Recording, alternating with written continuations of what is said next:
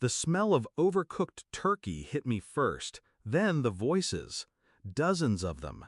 Not the intimate small family dinner I was promised, this was a circus. And there it was, a banner strung across the living room, "Welcome, baby Emily!" Confetti, balloons, cameras flashing. My bonus, the one I'd worked 12-hour days for, squandered on a party I wasn't even told about. My mother laughed as if it were a joke. "We spent your bonus on family joy. You don't mind, do you?" Do I mind? I smiled. Small, tight, controlled. Noted.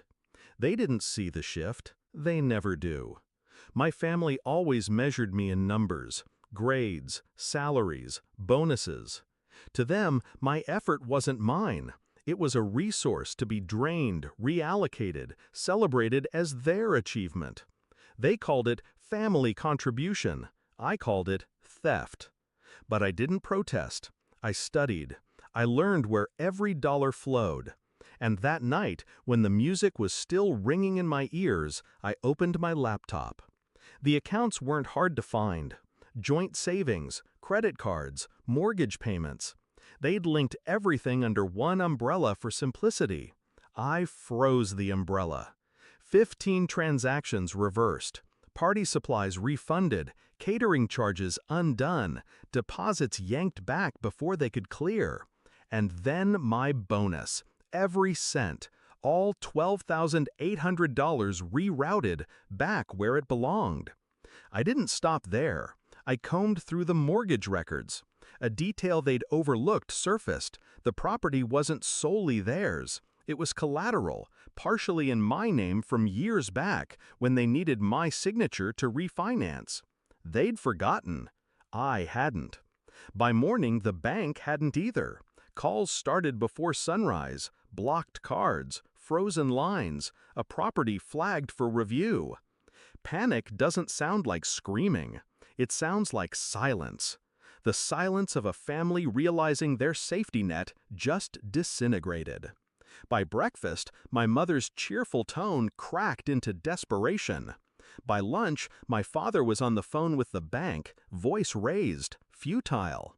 By dinner, my sister texted me, "What did you do?" I didn't answer. The confrontation came 2 days later. They showed up at my apartment. No laughter now, no banners, just 3 pale faces, eyes sunken from sleepless nights. My mother spoke first. "You embarrassed us. The bank froze our accounts. We can't even use our cards." My father slammed his hand on the table. "Do you understand what you've done?" I leaned back, calm. Corrected a mistake. They blinked, confused. My bonus isn't family joy. My work isn't family property. And the house you parade is yours? Half of it is mine on paper. The bank knows it now. That's why your accounts are locked. Their mouths opened, closed, words fumbling, useless. I didn't yell. I didn't need to. I showed them printouts, proof of the reversals, the withdrawals, the deed with my name engraved on the margins. Every betrayal, balanced. Every theft, undone.